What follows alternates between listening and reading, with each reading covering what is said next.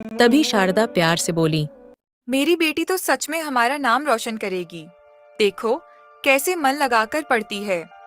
हाँ, मुझे भी यही लगता है शारदा। नैना जैसी बेटी सबको मिलनी चाहिए, समझदार और सुशील। ये सुमन कहाँ है और ये पढ़ाई क्यों नहीं कर रही? अरे वो रसोई में खाना बना रही है। इस बार फिर से महारानी परीक्षा में फेल हो गई है। हर बार वही कहानी। न पढ़ाई में मन लगता है, न कोई हुनर। क्या होगा इसका आगे? तभी सुमन रसोई से बाहर आती है और बोलती है। माँ, मैंने रसोई का सारा काम कर दिया है। क्या मैं भी अब पढ़ने के लिए बैठ जाऊं? अरे पढ़कर क्या कर लोगी? जितनी बार बैठी हो उतनी बार फेल ही तो हुई हो। माँ, पिताजी इस बार मैं पूरी कोशिश करूंगी और परीक्षा में अच्छे अंक लाऊंगी। रघुवीर सिंह का चेहरा सख्त हो गया। उनकी आवाज में गुस्सा और अपमान का बोझ था। कोशिश करने से कुछ नहीं होता। तुम्हारी हर बार परीक्षा में फेल होने की वजह से हमें सबके सामने बहुत बेइज्जती का सामना करना पड़ता है। अगर इस बार फिर से तुम फेल हुई तो हम तुम्हें घर से बाहर निकाल देंगे। ये शब्द सुमन के दिल में किसी चोट की तरह उतर गए। उसके पैरों तले जमीन खिसक गई।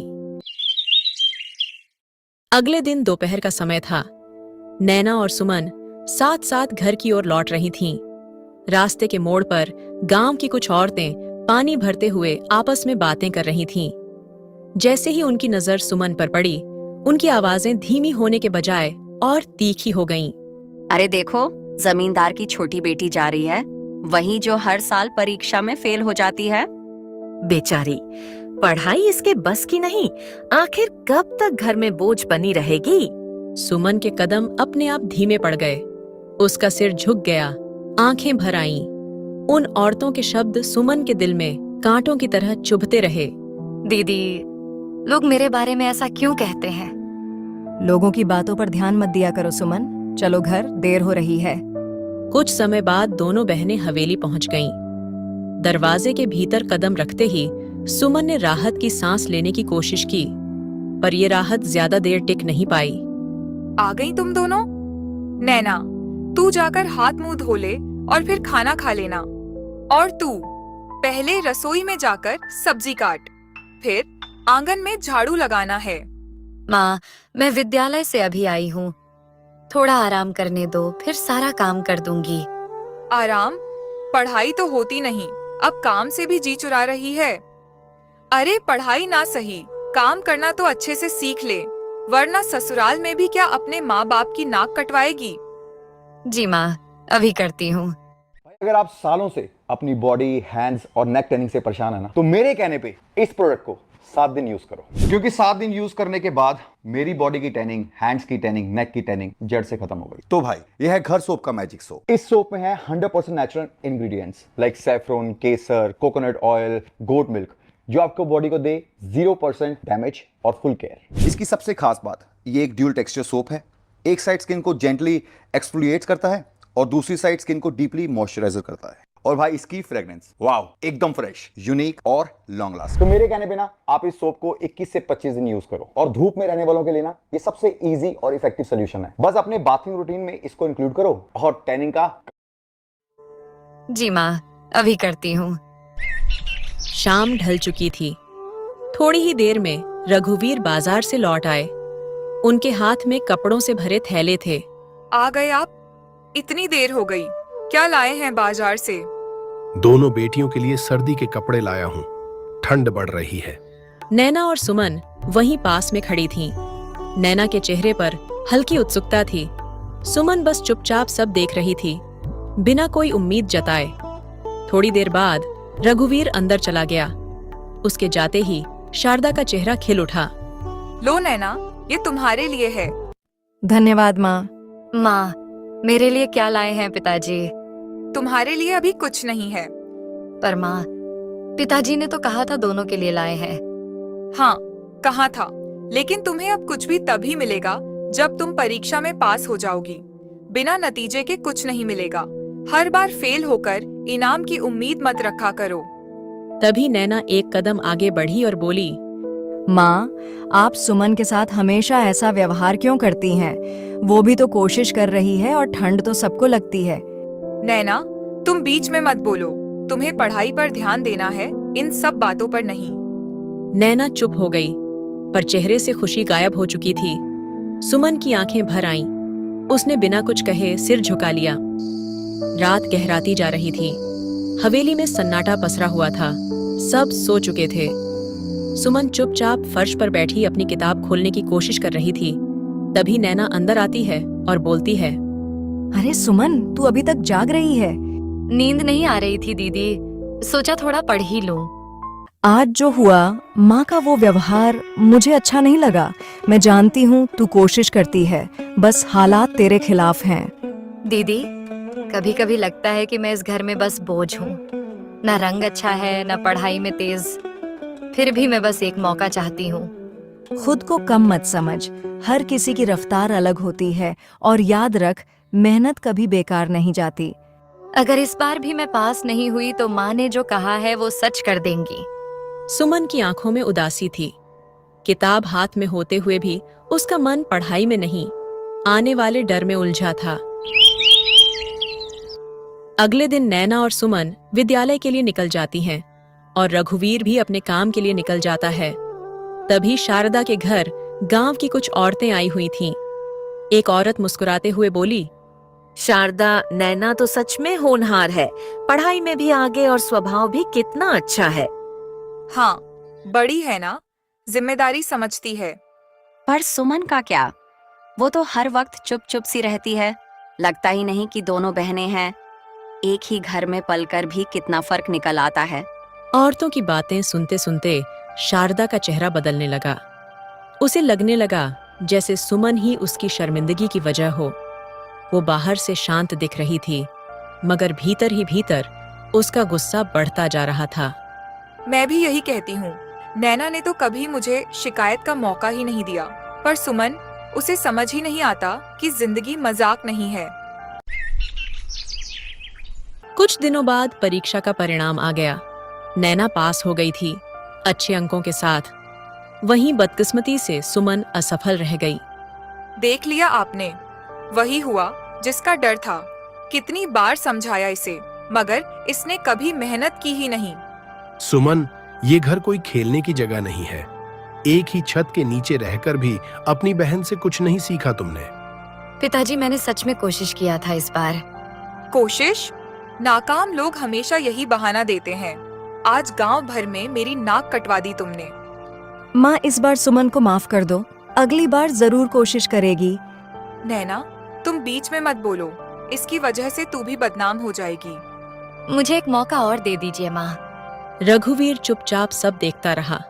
उसकी खामोशी भी सुमन के लिए किसी सजा से कम नहीं थी। शारदा ने दरवाजे की ओर इशारा करते हुए कहा, कोई मौका नहीं। इस घर में नाकाम लोगों के लिए जगह नहीं है। अभी के अभी इस घर से निकल जाओ और कभी वापस मत आना। सुमन की दुनिया जैसे उसी पल उजड़ गई। आंखों में आंसू लिए वो धीरे धीरे बाहर की ओर बढ़ी। नैना की सांसें अटक गईं, लेकिन वो भी कुछ न कह सकी। खुद को दें अनोखा और आरामदायक एहसास जावियो के एयर ब्रा के साथ। ये ब्रा न सिर्फ आपको शानदार सपोर्ट देती है, बल्कि इसकी स्टाइल भी लाजवाब है। इसकी खासियतें हैं। आंखों में आंसू लिए सुमन चुपचाप चलती रही और एक घने जंगल में जा पहुंची।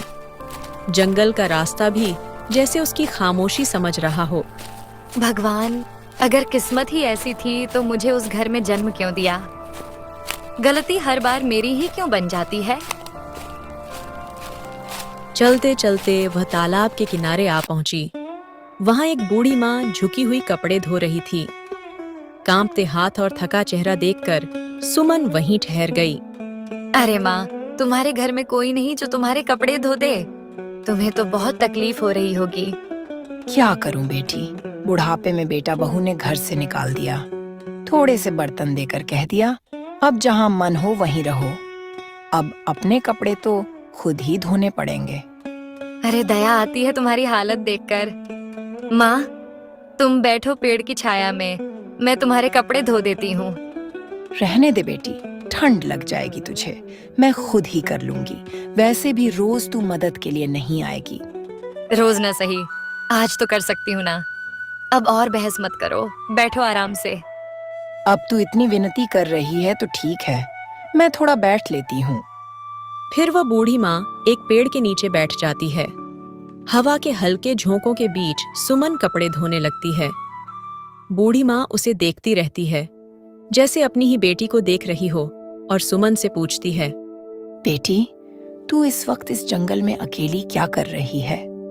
माँ, मेरे माता पिता ने मुझे घर से निकाल दिया है। उन्होंने बोला कि उनके घर में मेरे लिए कोई जगह नहीं है। सुमन धीरे धीरे बूढ़ी माँ को सारी बातें बताती है। बोलते बोलते उसकी आंखों से आंसू बह निकले। बूढ़ी माँ खामोशी से सुनती रही। उसकी आंखें भी नम हो गईं।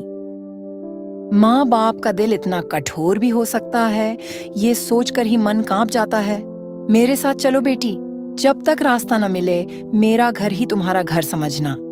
आपका बहुत बहुत धन्यवाद माँ। अगर आप न मिलती तो पता नहीं इस घने जंगल में मैं कहाँ जाती।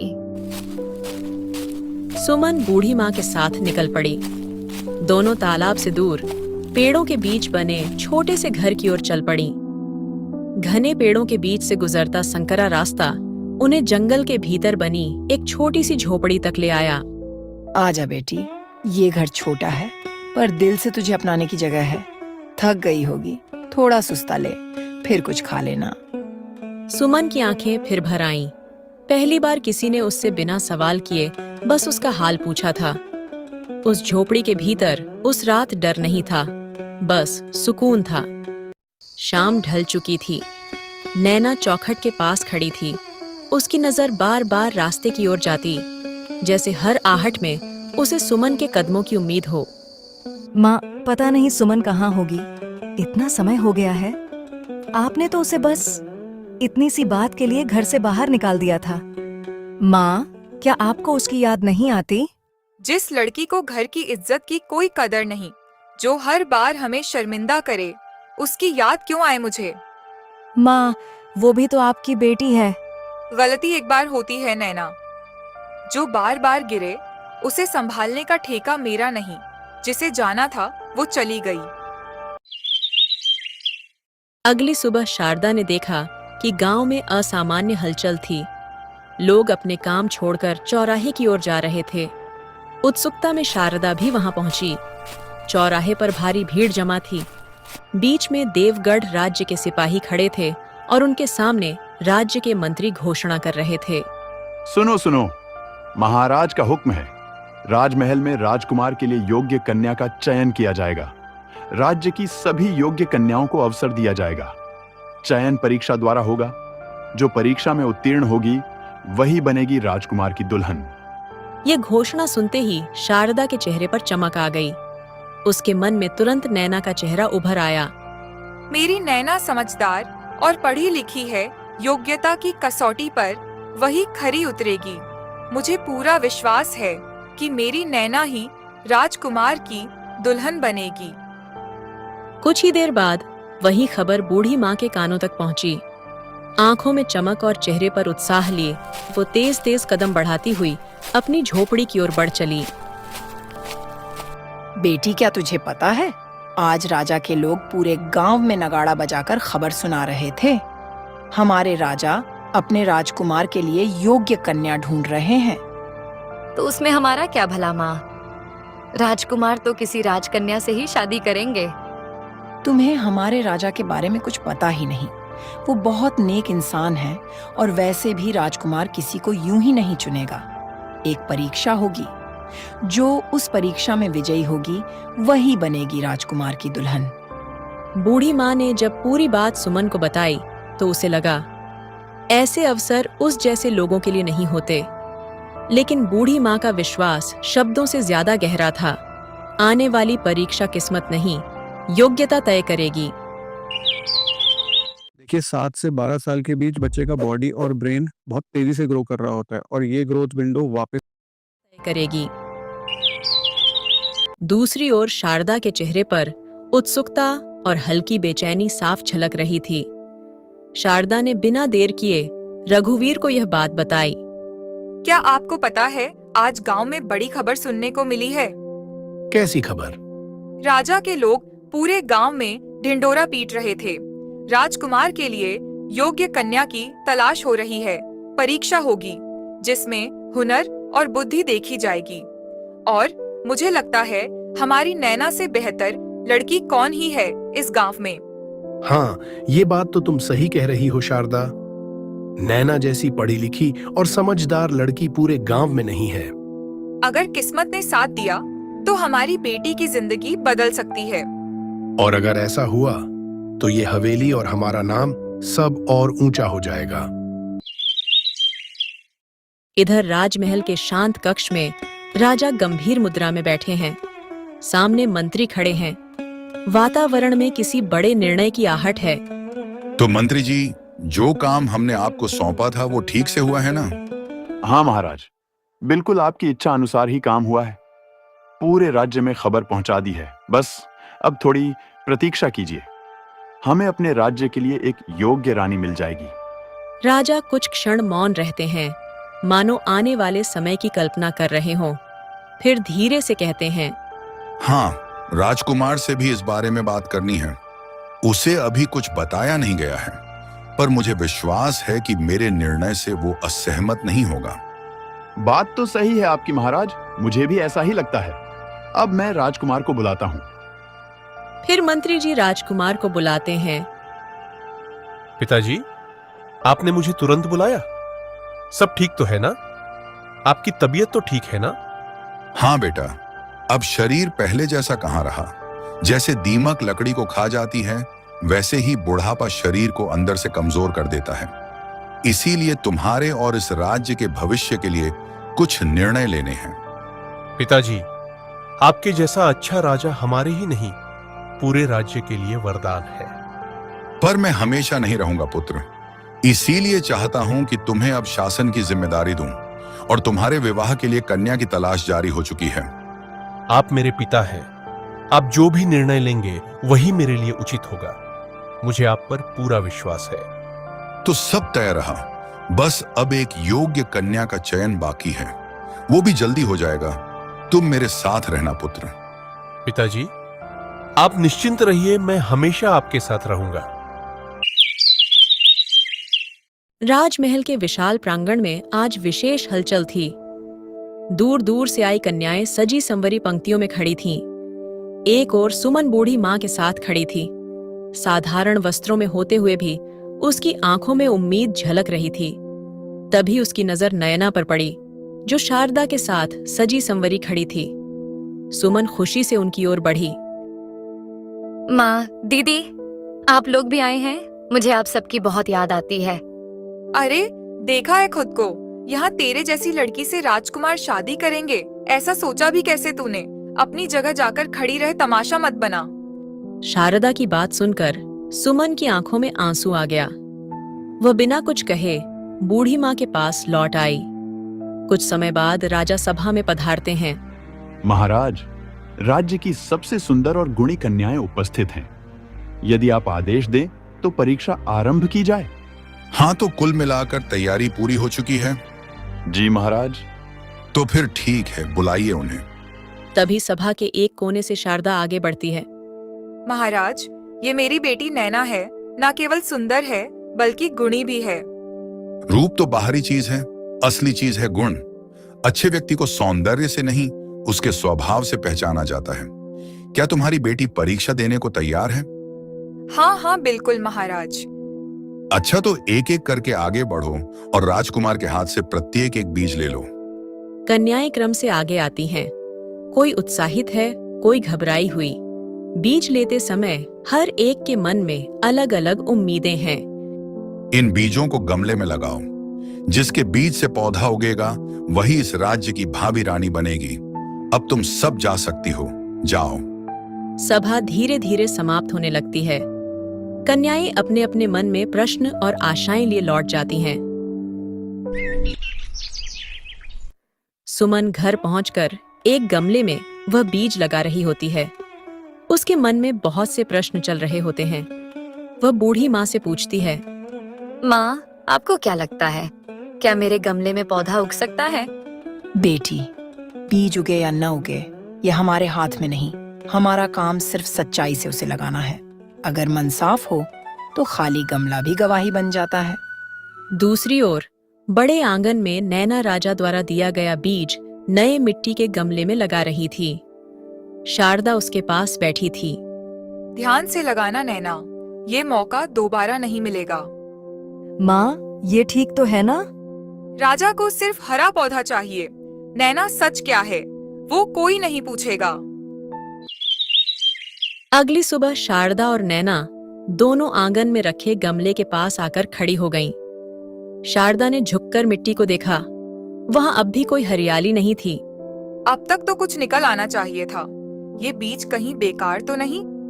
माँ, हमने कल ही तो बीज लगाया है, थोड़ा समय तो देना पड़ेगा। शारदा ने गहरी सांस ली। वह कुछ कहे बिना भीतर चली गई, पर उसका मन अशांत था। कितना धुआं। गोली लो, खिच दूर करो। अगर आप हमारे 7 हॉर्सेस का फ्रेम ऑर्डर करते हो तो आपको ये एब्सोल्युटली फ्री मिलेगा, और मैं मजाक भी नहीं कर रहा। तो यार हमारी वह कुछ कहे बिना भीतर चली गई, पर उसका मन अशांत था। रात गहरी हुई। घर में सब सो चुके थे। शारदा धीरे धीरे बाहर निकली। उसके हाथ में एक छोटा गुलाब का पौधा था। वह चारों ओर देखकर गमले के पास बैठ गई। नैना का भविष्य यूं मिट्टी में नहीं छोड़ सकती। गमले में पौधा तो उगाकर ही रहूंगी। उसने सावधानी से मिट्टी हटाई, बीज को निकालकर एक ओर रख दिया और गुलाब का पौधा गमले में जमा दिया। इधर सुमन सुबह सुबह अपने गमले के पास आकर बैठ गई। मिट्टी वैसी ही थी, न कोई अंकुर, न कोई हरियाली। देखो माँ, मेरी किस्मत इतनी रूखी है कि इस बीज से भी कुछ नहीं निकला। बेटी, किस्मत को इतना दोष मत दे। अभी कुछ दिन बचे हैं, इंतजार करते हैं, पौधा निकल जाएगा। अगर सबके गमलों में पौधे उगाए और मेरे में नहीं, तो मैं क्या कहूंगी? तू सच लेकर जाएगी सुमन। कभी कभी सच सबसे पहले अकेला ही खड़ा होता है। अगली सुबह राज दरबार में सभी कन्याएं अपने अपने गमलों के साथ खड़ी थीं।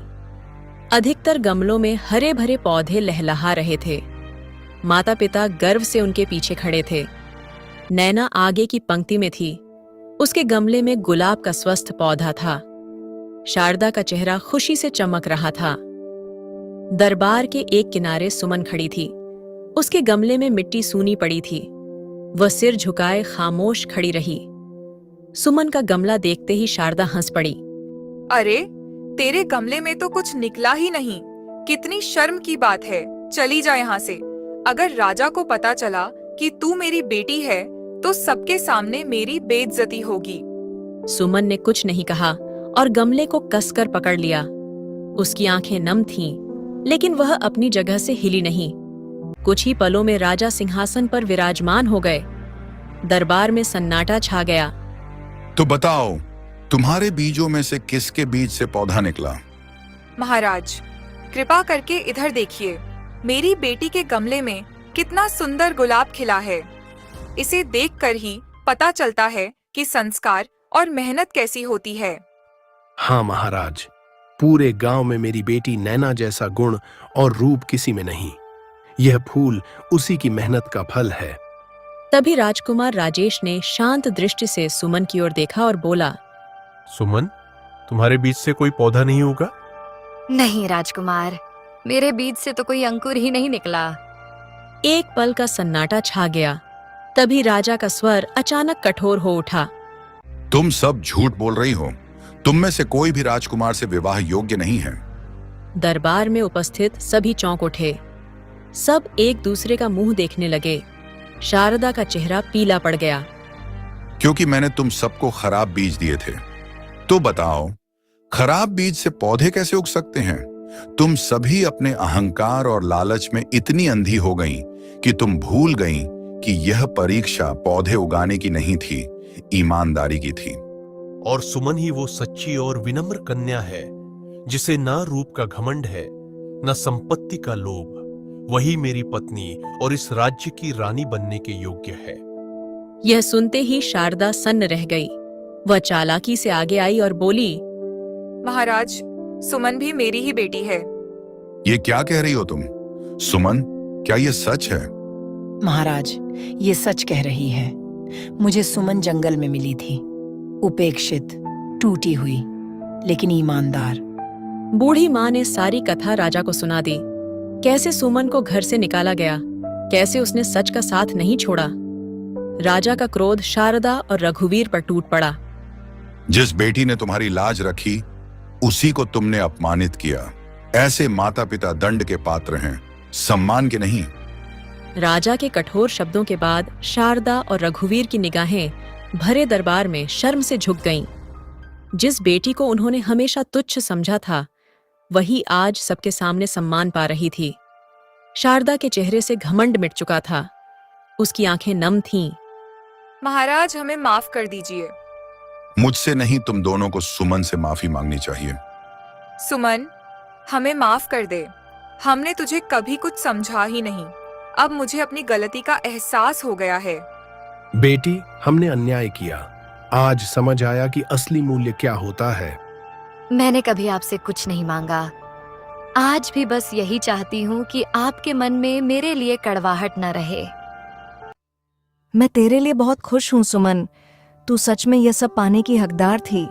दिल से चाहती थी कि इस परीक्षा में तू ही सफल हो। दरबार में छाए उस भावुक मौन को राजा की गंभीर आवाज ने तोड़ा। आज यह सिद्ध हो गया कि सच्चाई और विनम्रता ही सबसे बड़ा गुण है। मैं घोषणा करता हूं, राजकुमार राजेश का विवाह सुमन से होगा और इस कन्या की सच्चाई को संभालने वाली मां भी सम्मान की पात्र है। इन्हें राजमहल में सम्मान पूर्वक स्थान दिया जाए। महाराज, मैंने तो केवल सच का साथ दिया था। मां, आप आगे आइए और सुमन का हाथ मेरे पुत्र के हाथ में दे दीजिए।